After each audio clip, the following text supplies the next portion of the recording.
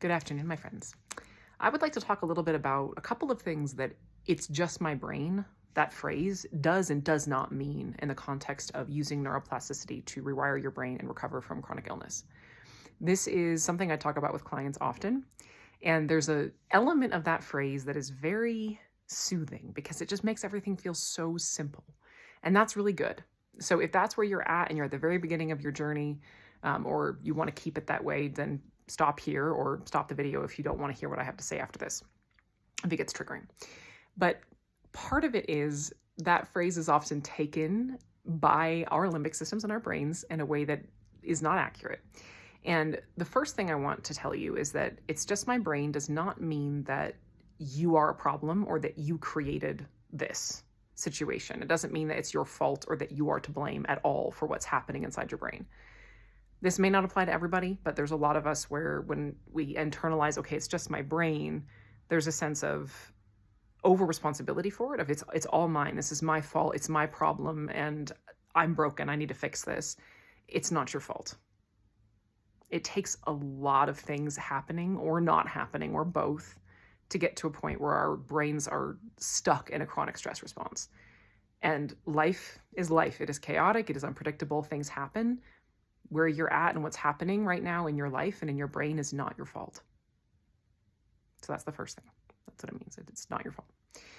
The second bit is one thing that "it's just my brain" does mean is we need to learn brain science and apply it every single day and keep applying it until it's as intuitive as knowing, where the knobs and light switches are in your house. Like you want to have the way that you understand your experiences, your emotions, your thoughts, your physical sensations, the way you react to other people and situations. You want to be looking at all of that through a filter of brain science as we go through this process. And that's something as well to take with you into maintenance. That's part of how we get to recovery, maintain our recovery, is we continue to understand our experience through this filter of brain science and nervous system science and understanding of what's going on, so that we can catch ourselves before, if we're starting to get stressed, we're starting to get irritable, we're starting to get to the edge of our training zone. We're aware that that's what it is.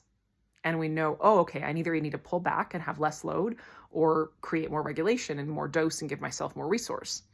Or things like if we start having looping thoughts that are really fearful, at any point in time, whether it's during or after recovery, we recognize, oh, this is a trauma loop. Okay, I need to interrupt this. If I take action on this, it's going to create more problems. If I take action on a fearful thought, it's like planting a seed of fear. It creates more dysfunction and chaos. So that's really important. And, things like your brain finds familiarity safe.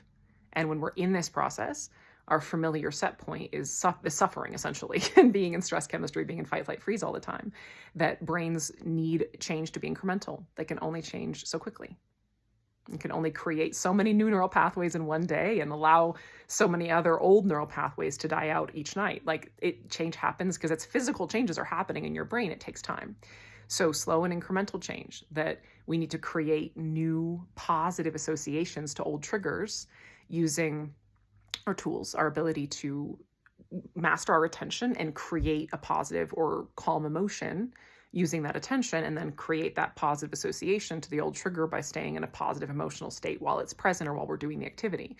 That's, like rewiring, your association to triggers and so forth. So applying the science consistently every day and learning until it's intuitive, that's what "it's just my brain" means.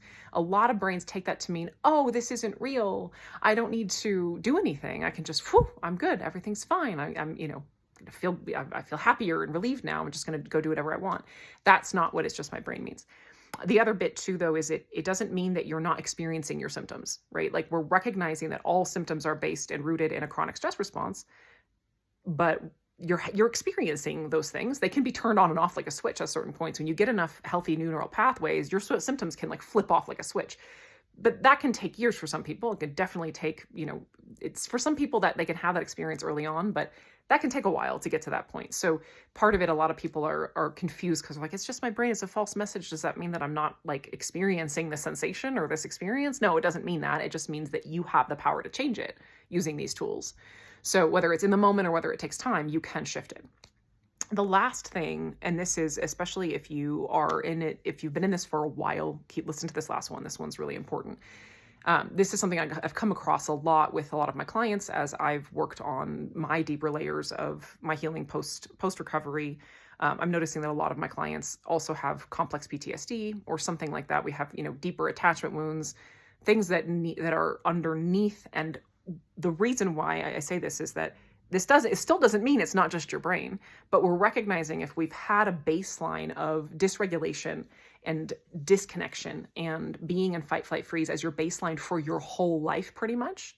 And that's the only thing your brain knows. And the only way it knows how to find safety is through numbing or freezing or bouncing back and forth between avoidance and overindulgence and all these different complicated ways that we cope when we don't have a baseline of safety through connection and regulation.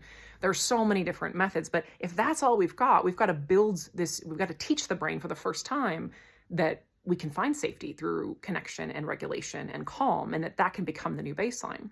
And for somebody who had a baseline of calm at some point, had that sense that connection and calm and regulation and having your needs met was safety, it's easier to go back to that because it's already there, right? We can still build it, but there are layers of complexity that don't contradict the reality that this is still, your symptoms and your experience are still rooted in a chronic stress response. We're just understanding that how we get out of that is going to look different if you have something like complex PTSD. An analogy I've used for this recently a lot is it's like if you have a really simple, like fan in your room, just like a little blowing fan for the summertime or whatnot. And it's super simple. We want to rewire it. We want to fix it. We want to take it apart, put it back together. You got instructions for that. Okay, super simple. That's like somebody who's had healthy attachment, has had that baseline of calm and that healthy way of finding safety, and that's familiar. The brain wiring and recovery can be pretty straightforward for some people. And this is all the oversimplification, of course, but it is general principle. And now you've got but from there's a lot of different kinds of machines. You might have like a really, high level, crazy, super complicated machine, and it's great and it's amazing. But how we rewire that is going to be different than the really simple one. And it doesn't still mean that like the answer is still to rewire it or still to take it apart, put it back together differently. Like the process is still essentially the same. But if we have a more complicated thing we're working on, we just need a different set of instructions. That's it. And that information can be helpful. But I have noticed that, and understandably, I totally understand this, because when we're in this process, a lot of times if we hear anything beyond it's just my brain, our brains can easily slip into being really afraid and feeling like, oh, something's really wrong, and all of the, feeling really scared, or like, this is too hard, I can't do this, there's just too many pieces. It's really common for brains to use information as kind of a weapon instead of letting it be helpful. It's a pattern I called, turning helpers into weapons. It was something my brain did a lot in recovery. So I just want to offer you this information to say that if that is you, if you are finding a tremendous amount of resistance or needing, more tools and more things in your process, it doesn't mean it's not just your brain. It doesn't mean something is wrong. We're just understanding how to work with your brain. It's still your brain, but it's your brain. It's unique. The other thing that it's just your brain does not mean is that you don't still have like nutritional needs or other needs. We're just recognizing we need to put the brain piece, that's the overall, the biggest issue here. But a lot of times, people, it's very either or thinking. Well, I can either rewire my brain or I can, take supplements or have a medication. You're still a whole person. And often if we have a supplement or medication, if you can tolerate it, if that's actually, it's not always what people need. Most of the time it's not, but sometimes it is. All of your needs are still valid. You're still a whole person with lots of different needs, and saying that this is just your brain doesn't negate that reality. That's the core thing we need to fix. But sometimes there are other things that help along the way, and that doesn't negate the reality that being in a chronic stress response is not going to allow all of your body systems to operate in a healthy, functional manner. So just opening up this level of complexity, because the nuance is often where recovery lies. So I hope that if you're with me still, that you found this and that you found it helpful and validating. Love you guys.